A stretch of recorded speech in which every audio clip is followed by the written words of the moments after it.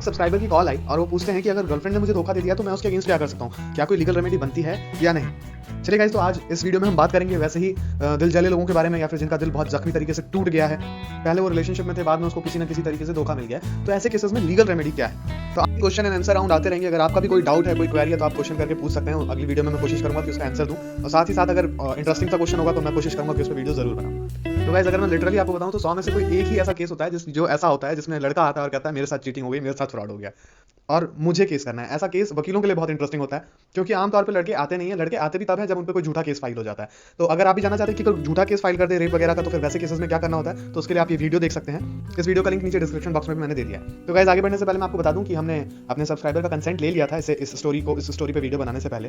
दूसरी बात, इसमें किसी भी पार्टी का नाम डिस्क्लोज नहीं किया गया है। तो पहले मैं आपको भी स्टोरी बता देता हूं ताकि आपको भी थोड़ा जिस्ट हो जाए, आइडिया हो जाए कि मैटर क्या है। तो सबसे पहले इनकी शुरुआत जो है, रिलेशनशिप की शुरुआत हुई करीब 1 साल पहले। लड़का भी मेजर था और लड़की भी मेजर थी। लड़का अपने कॉलेज के फाइनल ईयर में था और लड़की फर्स्ट ईयर में थी। तो गाइस, पहले साल तो ये बहुत अच्छे से चला, लेकिन दूसरे साल जब कॉलेज ट्रांसफर हो गया तो लड़की तो उसी कॉलेज में रह गई, लड़का दूसरे कॉलेज में चला गया। तब इनके बीच बातें होती थी, बहुत कुछ बातें होती थी, सारे तरीके की बातें होती थी। और लड़की ने इसको बोला था कि मैं तुमसे ही शादी करूंगी, और ये बोल के बहुत से तरीकों से गिफ्ट्स उससे ले लिया करती थी, महंगे महंगे। इतने महंगे मैं आपको बता भी नहीं सकता, बस आप ये समझ लीजिए बहुत महंगे गिफ्ट। और जब ये लड़की ज्वेलरीज मांगती थी तो कहती थी कि शादी के बाद तो मैं तुम्हारे घर आ जाऊंगी ना, तो ये मेरा थोड़ी हुआ है, तो तुम्हारा ही हुआ ना, तुम्हारे घर में ही आ जाएगा।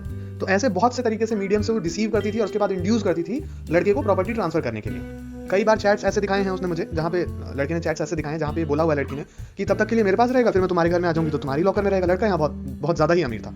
तो गाइस, फाइनली इनका जो ब्रेकअप हुआ अभी रिसेंटली 19 जनवरी को हुआ है। और लड़की को ये पता चलता है कि लड़का अकेला बंदा नहीं था जो लाइन में था, ऐसे बहुत सारे लोग थे और सबसे इसी तरीके से मेथड यूज किए जाते थे गिफ्ट्स को वसूलने के लिए। तो गाइस, मैं आपको सीधा मोटा मोटा बता देता हूँ कि कौन सी कैटेगरीज में ऑफेंस जो है फॉल करता है। अगर क्रिमिनल स्टैट्यूट की बात करें तो क्योंकि एक जगह लड़की ने बोला हुआ है कि ये तब तक मेरे पास रहेंगे और जैसे मैं शादी करके आऊंगी तो तुम्हारे हो जाएंगे, तो यहाँ पे वो क्लेम कर रही है कि मैं इसको सिर्फ तब तक कस्टडी में रखूंगी, बाद बाकी है तुम्हारा ही।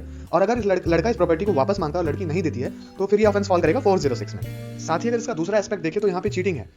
जिस तरीके से लड़के ने बताया कि इसके स्टार्टिंग से ही बहुत ज्यादा बॉयफ्रेंड्स थे, मतलब मल्टीपल बॉयफ्रेंड्स थे स्टार्टिंग में ही जब ये मिला था, और इस बात का पता इसको जस्ट अभी लगा। तो यहाँ से हम ये कंक्लूड कर सकते हैं कि स्टार्टिंग से ही जो इंटेंशन थी वो डिसऑनेस्ट रही होगी। तो गाइस, मेरा मानना ये भी है कि चाहे वो कितना क्रिमिनल केस कर ले, सिविल केस कर ले, कुछ भी कर ले, लेकिन जो मेंटल ट्रॉमा मिला है उसकी रिकवरी नहीं हो सकती किसी भी मोड से।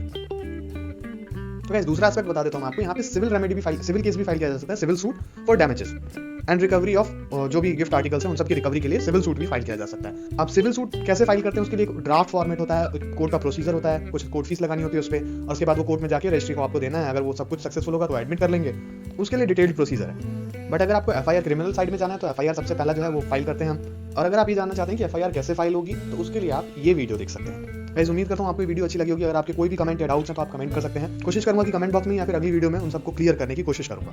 Thank you guys, thank you so much for watching this video.